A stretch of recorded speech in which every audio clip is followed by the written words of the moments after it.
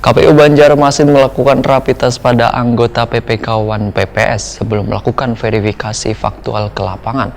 Untuk merapid tes sebanyak 156 PPS 125 PPK ini, anggarannya telah disiapkan oleh pemerintah pusat melalui APBN, sehingga KPU Banjarmasin kadang mengutak-atik dana hibah Pilkada Banjarmasin 2020.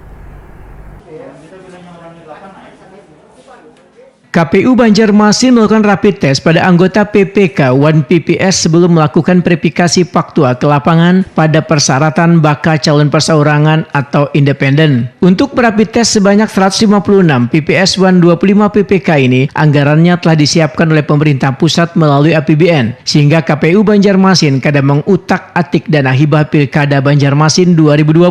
Rapid test ini kadang hanya dilakukan untuk anggota PPS 1 PPK, tapi juga untuk anggota sekretariat PPK 1 PPS, juga seluruh anggota 1 Sekretariat KPU Banjarmasin. Demikian diperlihatkan Sekretaris KPU Banjarmasin Husni Tamrin, Wetakuni Prima TV, jelang kemarin Sabtu 27 Juni 2020.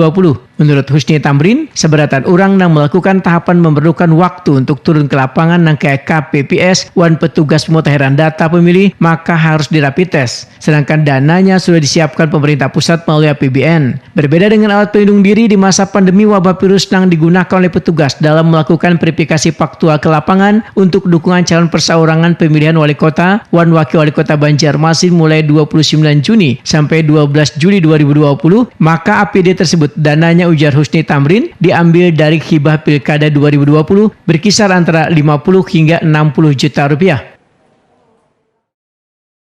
APD-nya selain pelaksanaan rapid ini sudah kita siapkan juga, dan itu melalui dana hibah Pilkada.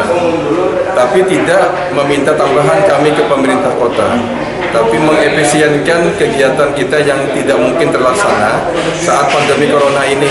Kan ada kegiatan yang tidak mungkin dilaksanakan, kegiatan tatap muka kita batasi ya, nah kita alihkan dananya untuk pembelian APD seperti masker, sarung tangan, hand sanitizer, kemudian juga face shield, pelindung wajah, itu semua sudah disiapkan.